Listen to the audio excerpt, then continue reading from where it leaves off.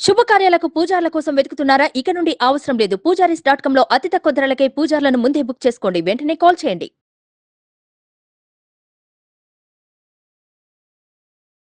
నమస్తే. ప్రస్తుతం మనతో ఉన్నారు ప్రముఖ ఆధ్యాత్మికవేత్త, ప్రముఖ జ్యోతిష వాస్తు పండితులు దింటకుర్తి మురళీకృష్ణ గారు ఉన్నారు. వారితో మాట్లాడదాం. నమస్కారం గురుగారు. నమస్తే అమ్మ. హరి ఓం శివ. గురుగారు, ఇప్పుడు మనకి డిసెంబర్ 30వ తారీఖున సంకష్టహర చతుర్థి ఉంది కదండి. అసలు ఆ రోజు ఏ విధంగా చేస్తే మంచిదండి పూజ? అంటే ప్రతి పౌర్ణమి తర్వాత వచ్చే 4వ రోజు సంకష్టహర చతుర్థి వ్రతం చేసుకోవడానికి సంకష్టహర చతుర్థి అంటారు దాన్ని. ఆ రోజు సంకష్టహర చతుర్థి వ్రతం చేసుకోవడం అనేది అంటే మన జాతకంలో కానీ మన జీవితంలో కానీ ఎటువంటి సమస్య ఉన్నా ఓకే, అది ఇది అని లేదు. ఓకే, అది ఫైనాన్షియల్ ట్రబుల్ అవనివ్వండి, లేదా కెరియర్ సంబంధించింది, ఉద్యోగ వ్యాపారాలకు సంబంధించిన ప్రాబ్లం అవనండి, వివాహానికి సంబంధించింది అవనండి, లేదా ఒక గృహ నిర్మాణం గురించి అనుకోండి. అసలు ఈ సమస్య ఆ సమస్య అంటూ ఏ సమస్య అయినా సరే సంకష్టహర చతుర్థి వ్రతము 12 నెలల పాటు, అంటే ప్రతి పౌర్ణమి తర్వాత వచ్చే 4వ రోజు సంకష్టహర చతుర్థి, అంటే ఈ 12 నెలల పాటు కంటిన్యూగా మనం చేయడం వలన ఎటువంటి ప్రాబ్లం అయినా సరే, అంటే మీ యొక్క కోరిక ఎటువంటిదైనా సరే, ఓకే, ధర్మబద్ధమైన కోరిక ఎటువంటిదైనా సరే 100% తీరుద్ది. ఓకే, దీంట్లో ఎటువంటి డౌట్ పెట్టుకోవాల్సిన అవసరం లేదు. అంటే మరి కొంతమంది లేడీస్కి ఏదైనా మధ్యలో ఏదైనా ప్రాబ్లం వస్తే మళ్ళీ ఫస్ట్ నుంచి స్టార్ట్ చేయాలి, అట్లా ఏమి ఉండదు. ఇప్పుడు ఒక 2-3 మంత్స్ మీరు కంప్లీట్ చేశారు వ్రతం అనేది, ఎక్కడైనా ఒక బ్రేక్ వచ్చింది, మళ్ళీ 4th నుంచి మళ్ళీ కంటిన్యూగా మళ్ళీ కౌంట్ చేసుకుంటూ ఒక 1 ఇయర్ అంటే 12 మంత్స్ మీరు కంటిన్యూ చేయడం అనేది చాలా అద్భుతమైన పరిహారంగా చెప్పచ్చు. మరి సంకష్టహర చతుర్థి ఇది పూజా స్టోర్లో దాంట్లో మీకు అంతా కూడా బుక్ అనేది మీకు దొరికిపోతుంది. నేను ఆ పూజా విధానం గురించి మీకు ఇక్కడ క్లియర్గా నేనేమి ఇన్ డీటెయిల్ వెళ్ళట్లేదు. ప్లస్ ఆ వ్రతం అనేది ప్రతి దేవాలయంలో మ్యాక్సిమం ప్రతి దేవాలయాల్లో, మన చుట్టుపక్కల ప్రతి దేవాలయాల్లో కూడా ఈవినింగ్ పూట చేస్తారు. ఓకే, బట్ నేను ప్రముఖంగా మీకు మరీ చెప్పదలుచుకుంది ఏంటంటే, మనం ఎప్పుడైతే సామూహికంగా మనం ఈ వ్రతాన్ని చేయతలపెట్టామో 10 మంది ముందుకు వెళ్ళినప్పుడు మన యొక్క కోరికల్ని భగవంతుడికి నివేదించుకోవడంలో మొహమాటం ఏర్పడుద్ది. ఓకే, ఇప్పుడు భగవంతుడికి నివేదించుకోవడంలో నీకు ఏడుపు రావచ్చు, దుఃఖం రావచ్చు. 100 మంది ముందు నువ్వు ఏడలేవు కదా, లేదా నువ్వు ఆనందంతో ఏదో ఒక అడగాలనుకుంటావు, అందరి ముందు ఆనందపడి అడగలేవు కదా.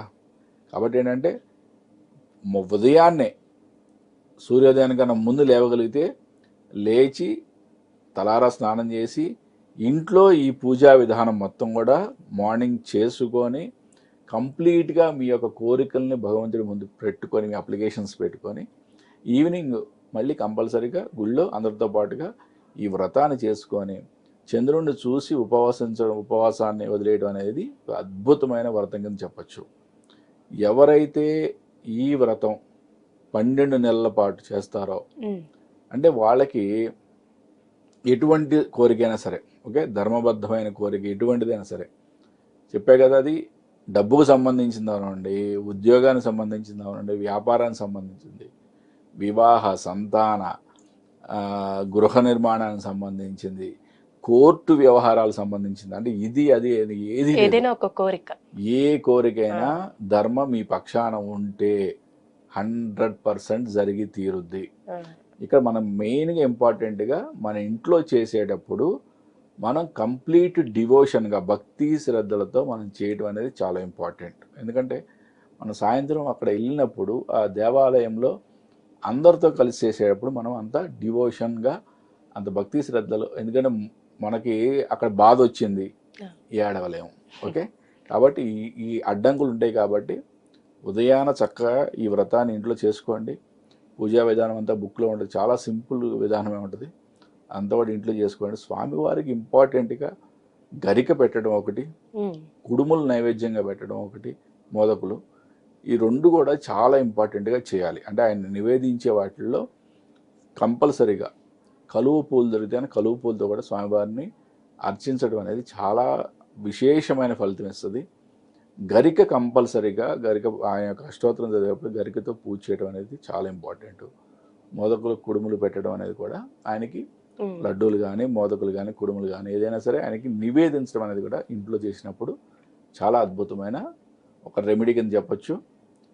ఎవరైతే ఈ వ్రతాన్ని 12 నెలల పాటు కంప్లీట్గా చేస్తారో ఎటువంటి కోరికైనా ధర్మబద్ధమైంది ఏదైనా సరే జరిగి తీరుద్ది. దాంట్లో ఎటువంటి సందేహమే పెట్టుకోవాల్సిన అవసరం లేదు.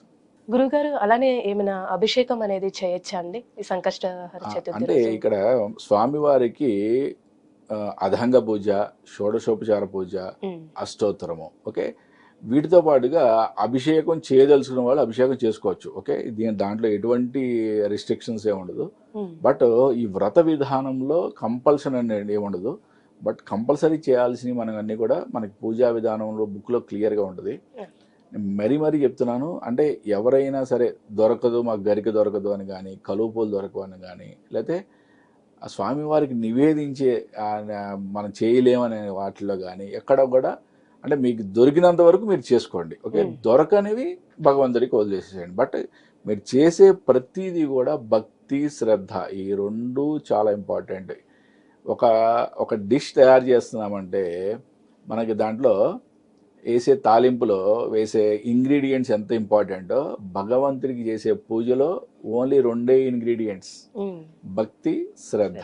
ఈ 2 ఇంగ్రీడియంట్స్ వేస్తే ఆ డిష్ అనేది డెలీషియస్గా తయారవుద్ది అనమాట.